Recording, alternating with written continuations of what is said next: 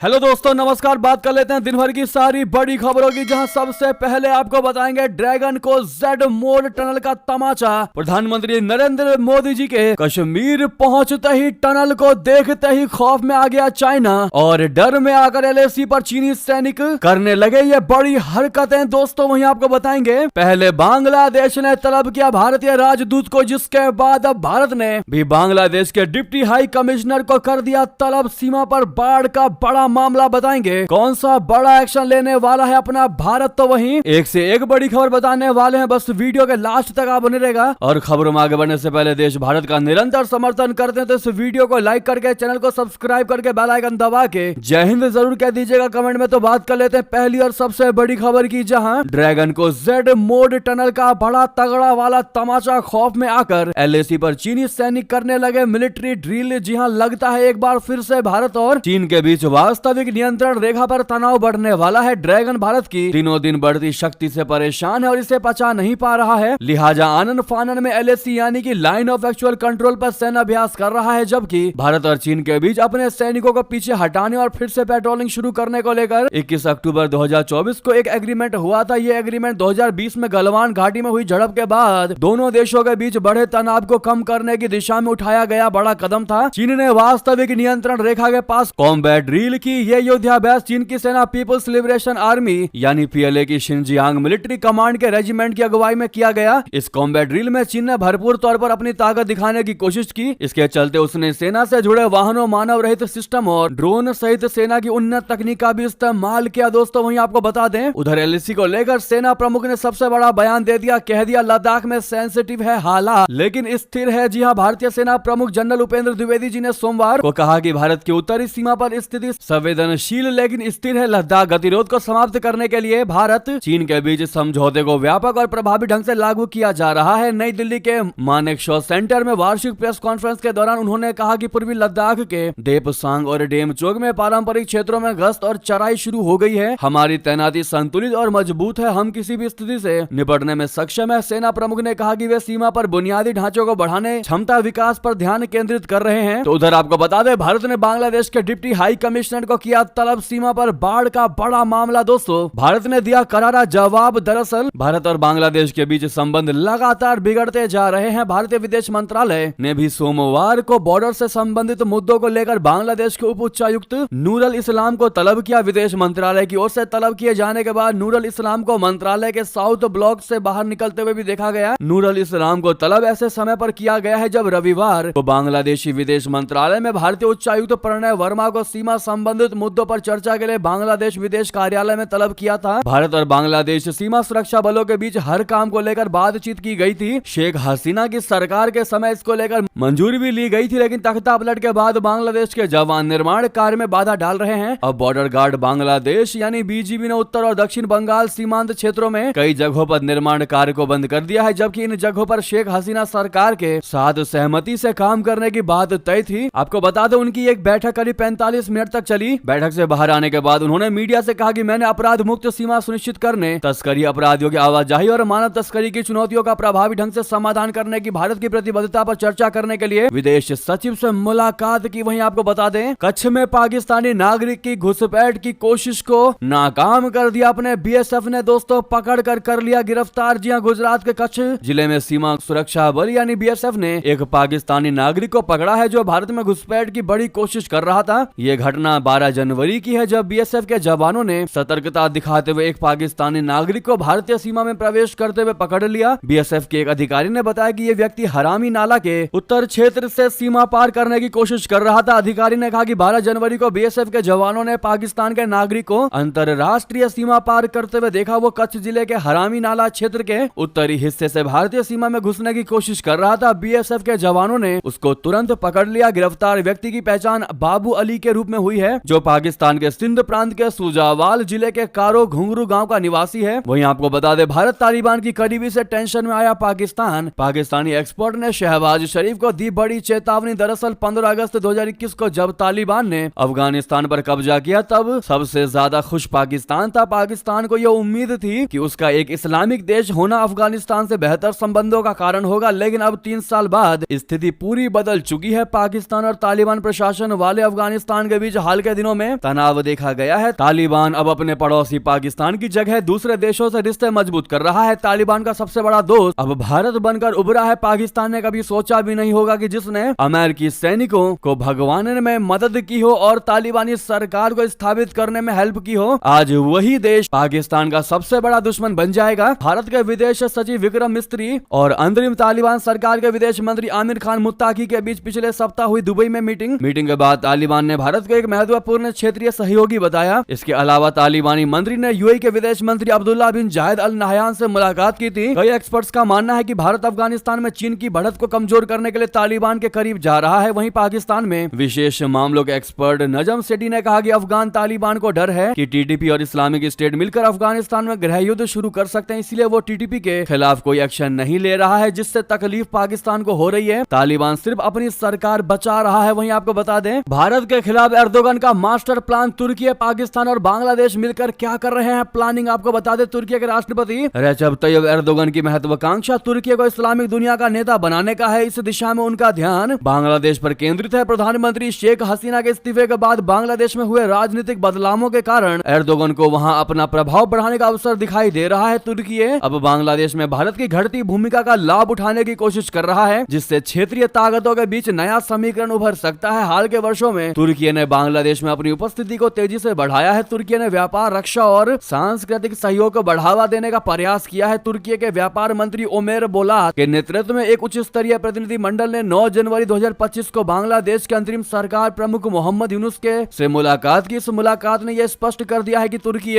बांग्लादेश के साथ अपने संबंधों को और गहरा करने के लिए तैयार है, खासकर तब जब भारत और बांग्लादेश के बीच संबंध कमजोर हो गए हैं। जी हाँ, तुर्की की महत्वाकांक्षा केवल रक्षा और सहयोग तक ही सीमित नहीं है। अंकारा अब बांग्लादेश के आयात बाजार में भारत की जगह लेने की योजना बना रहा है। ओमेर बोलात ने स्पष्ट रूप से कहा है कि हम बांग्लादेश के आयात में भारत और अन्य बाजारों की जगह ले सकते हैं। तुर्की आर्थिक और सामाजिक क्षेत्रों में बांग्लादेश के साथ व्यापक सहयोग स्थापित करने का इच्छुक है। जी हाँ, वर्तमान में बांग्लादेश में लगभग 20 प्रमुख तुर्की कंपनियां विभिन्न क्षेत्रों में सक्रिय हैं, जिनमें कपड़ा, रसायन, इंजीनियरिंग और ऊर्जा शामिल है। यानी कुल मिलाकर भारत की पूरी जगह लेना चाहता है तुर्की बांग्लादेश में, ताकि बांग्लादेश से हर तरीके से भारत को निकालकर फेंका जा सके। और इसमें पूरा सहयोग मोहम्मद यूनुस कर ही रहे हैं, तो फिर बात ही क्या है। बांग्लादेश अब चाह रहा है कि भारत कोई बड़ा एक्शन उसके खिलाफ ले, और भारत चाह रहा है कि समय रहते बांग्लादेश को अकल आ जाए तो बेहतर ही है, नहीं तो विनाश संभव है बांग्लादेश का। वहीं बता दे, बॉर्डर पर बड़ी टेंशन, तो आर्मी चीफ उपेंद्र द्विवेदी ने बता दिया शर्त जिस पर बांग्लादेश से हो सकती है बात। जी हाँ, चीन के साथ साथ अब उन्होंने बांग्लादेश को लेकर भी अपना बयान दिया। हाल ही में सीमा पर तनाव बढ़ता नजर आया है, वो भी बाढ़ को लेकर, तार की बाढ़ लगाने को लेकर। इसी बीच सेना दिवस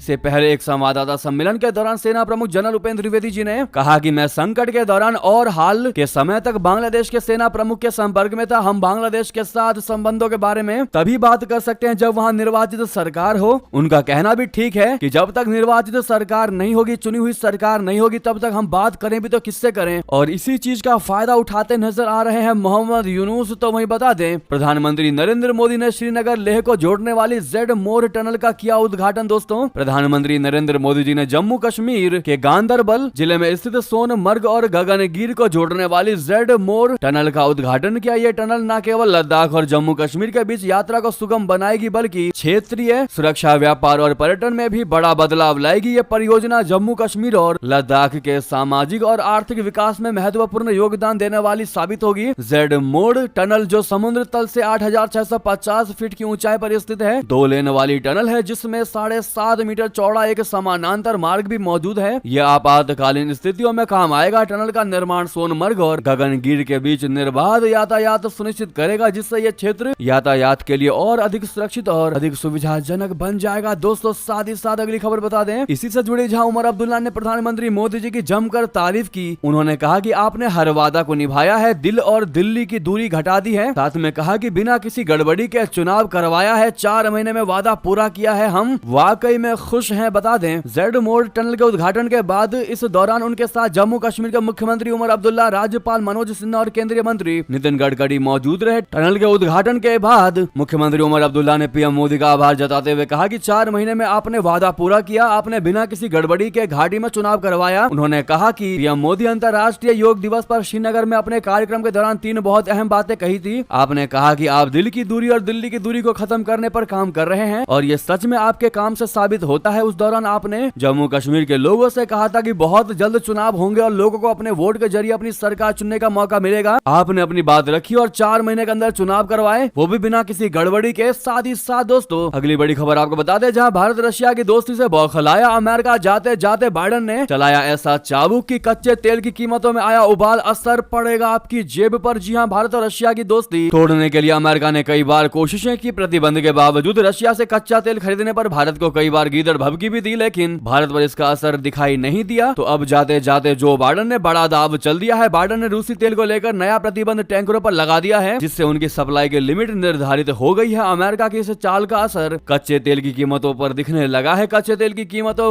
में उछाल दिखाई दे रहा है। अमेरिकी प्रतिबंधों के चलते क्रूड ऑयल की कीमतों में तेजी आ गई है। क्रूड ऑयल की कीमतें 3% तक बढ़ गई है। कच्चे तेल की कीमत अंतरराष्ट्रीय मार्केट में $80 प्रति बैरल को पार हो गई है। अमेरिकी प्रतिबंधों के चलते भारत और चीन को रशिया से ऑयल इंपोर्ट करने में दिक्कत का सामना करना पड़ रहा है, जिसके चलते सोमवार को ब्रेंट क्रूड का भाव 1.83% चढ़कर $81.22 प्रति बैरल तक पहुंच गया है। इस तेजी के साथ कि कच्चे तेल की कीमत 4 महीने के हाई पर पहुंच गई है। वहीं बता दें, म्यांमार की सेना को मिले रूसी सुखोई 30 फाइटर जेट तो घबराया चीन। चीनी JF-17 के लिए बड़ा खतरा, दोस्त पुतिन ने दी जिनपिंग को टेंशन। दोस्तों, म्यांमार की सेना के साथ रशिया के बढ़ते रक्षा संबंधों ने चीन को परेशान कर दिया है। उसे अपने पड़ोस में अपना असर खोने का डर सताने लगा है। हाल ही में म्यांमार के सैन्य शासन को रशिया से 6 सुखोई 30 लड़ाकू विमानों की सप्लाई हासिल हुई है। इस डिलीवरी से चीन टेंशन में है। म्यांमार की वायुसेना के लिए रशिया से 6 सुखोई 30 लड़ाकू विमानों की डिलीवरी ऐसे समय में हुई है जब चीन के JF-17 थंडर फाइटर जेट को बड़ी तकनीकी समस्या का सामना करना पड़ रहा है। तो वहीं बता दें, तिब्बत की संस्कृति को मिटाने के लिए चीन का खतरनाक प्लान बच्चों को माता पिता से छीनकर भेज रहा है अब बोर्डिंग स्कूल। जी हां, चीन की तिब्बत में अपना सांस्कृतिक प्रभाव बढ़ाने की कोशिश लगातार जारी है। तिब्बत के बच्चों को उनके परिवारों से अलग करके तिब्बती पहचान मिटाने की कोशिश की जा रही है। संयुक्त राष्ट्र के विशेषज्ञों और तिब्बती कार्यकर्ताओं ने चीन पर यह आरोप लगाया है। चीन का मकसद तिब्बत पर अपना नियंत्रण और मजबूत करना है। इसके लिए वो तिब्बती बच्चों को उनकी भाषा के बजाय खास तौर पर बनाए गए बोर्डिंग स्कूलों में चीनी भाषा पढ़वा रहा है। तिब्बत के 6 साल से ज्यादा उम्र के 3/4 तिब्बती छात्र इन स्कूलों में जा रहे हैं जहां चीनी भाषा में पढ़ाई होती है। चीन ने तिब्बत में बड़ी संख्या में ये स्कूल और छात्रावास बनवाए हैं जिनमें फ्री दाखिला मिलता है। न्यूयॉर्क टाइम्स की रिपोर्ट के मुताबिक तिब्बत में बने इन बोर्डिंग स्कूलों में तिब्बती भाषा, संस्कृति और बौद्ध धर्म की जगह चीनी भाषा और संस्कृति को बढ़ावा दिया जाता है। चीन का ये अभियान बीते साल जून में शी जिनपिंग के तिब्बत के ऐसे एक स्कूल के दौरे के बाद और ज्यादा तेज हो गया है। चीन के राष्ट्रपति जिनपिंग ने जून में किंगहाई प्रांत के स्कूल का दौरा किया था। इस दौरान जिनपिंग ने कहा था कि छोटी उम्र से ही बच्चों के दिलों में चीनी राष्ट्रीयता की चेतना पैदा करनी चाहिए। जी हाँ दोस्तों, आप समझ सकते हैं, एक तो उनको चीनी भाषा पढ़ाई जा रही है और किताबों में चीन को लेकर पॉजिटिव बातें और अट्रैक्टिव बातें पढ़ाई जा रही है ताकि तिब्बती लोग अपने पुराने धर्मों को छोड़कर चीन में संलिप्त हो जाए और चीन हर तरीके से तिब्बती लोगों पर हावी हो सके और उनके माइंड को ऐसा कर सके कि वो